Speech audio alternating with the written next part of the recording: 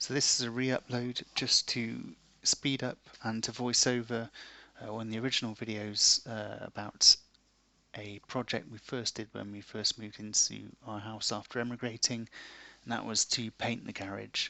And that's because we wanted like a base of operations that was clean for working on the house later on.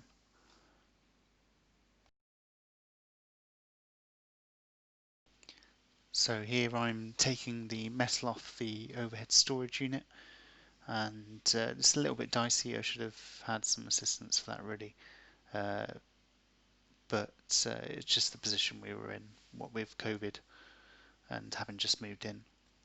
And now in the video I'm scraping off these thick sheets of kind of bitumen tar that are stuck to the floor of the concrete. So I'm not quite sure what these are from. I think they were just placed there for storage or something, and then they were left there maybe slightly too long and they started eating into the concrete. That's just a guess, but they are a few millimeters thick and really hard kind of blocks of it. Some of it I can just scrape up and maybe a bit of the concrete comes with it, and other bits had a really hard time getting them out of the concrete. If I'd have had the tools, perhaps I could have used a concrete grinder, but for what I had on me at the time, having just moved to a new country and being careful of our finances as well, I just didn't have the tools to properly prepare that surface. I mean, if this was a proper resurfacing of this concrete floor, then on any other YouTube video you'd see things like they would scrape the whole floor with a concrete grinder, and then they would probably use self-leveling concrete on it. But this is a cheaper project. This is just to get the floor sealed, and so I was getting off as much tar as I could and trying to get that surface as clean as possible before I painted it. Here I'm taking down the wooden supports for this overhead storage unit. They're actually really heavy wood, and ideally I could have done with someone else there, but the best I could do was to kind of hook up some rope to it and try and control the kind of collapse of the wooden frame as I took it down. It looks pretty light, but it's not. It's really thick and long beams, so I've just got some headgear on just in case the worst happens. After this, I'm going to try and clear everything off one side of the room so that I can paint it without having to remove all the materials out into the outside world, because the first little bit that I painted was where there had been the tar stuck on the floor, because I wanted to see what would happen. I knew that would be the worst bit of floor, and so I wanted to see, hey look, can the paint cope with this? And it seemed to go okay, so I kept going with the rest of the room. Swept up as much as I could, hoovered as much as I could, try and get rid of that first layer of dust. One thing that was happening was when I put the first layer of paint on, the kind of bare concrete is really absorbing the paint.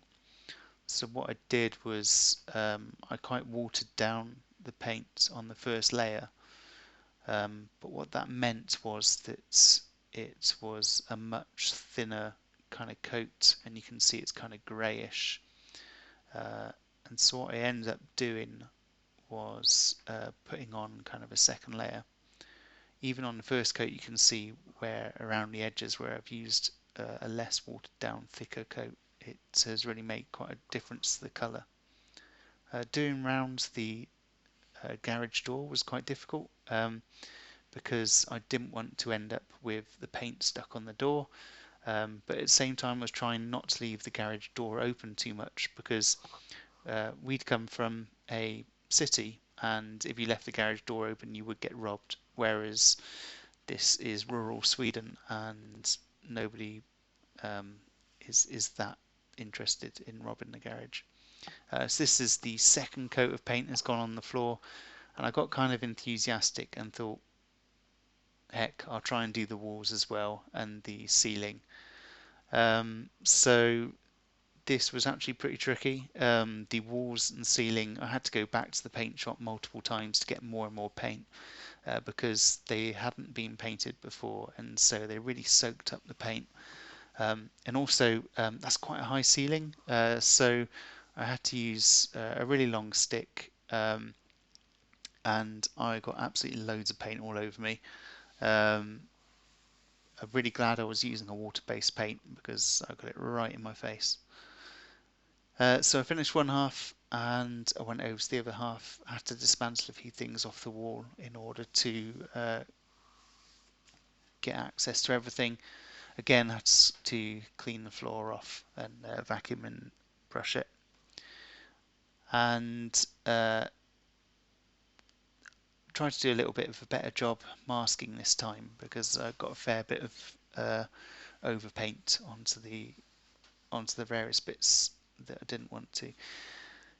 If I'd have been doing this properly, I should have done the ceiling first and then the walls and then the floor, but it was just kind of, I did the floor and then got really enthusiastic and decided to do the walls and ceiling when I hadn't originally intended to do that. I think I'd quite like to redo this again in maybe next year or in a couple of years, because at the time that I did this, I didn't really have the right ladders, and so I couldn't get to the top of above that air pump unit, and I couldn't get above the lights. And so there's these unpainted bits or these poorly painted bits around those that are a little bit annoying. I also didn't have the type of roller where the paint is stored inside the roller. That would have helped a lot, I think. So this is putting the cabinets back. These were some storage cabinets that were originally in the garage, but what I've done is I've painted the fronts with quite a bright orange paint. I tried to go for a really bright colour because I knew that the winter was going to be quite long and quite dark, and so I wanted a really bright colour in the room to try and lift up the kind of colour scheme a bit, just in case I was spending long long periods in the room during the winter. Kind of just clearing up after all the painting here. We had a lot of cardboard to remove.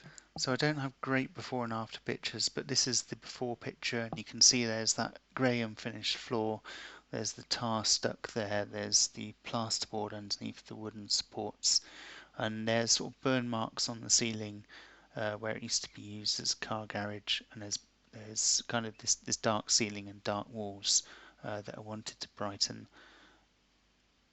And so we see after painting it's looking a lot brighter. There's more light kind of bouncing around off that light ceiling and the light walls. I'm not going to say that that paint finish is brilliant on the ceiling and the walls. It's only one coat, but I can always revisit it in a couple of years and do a really good job on there. But for the next winter, that's looking nice and bright.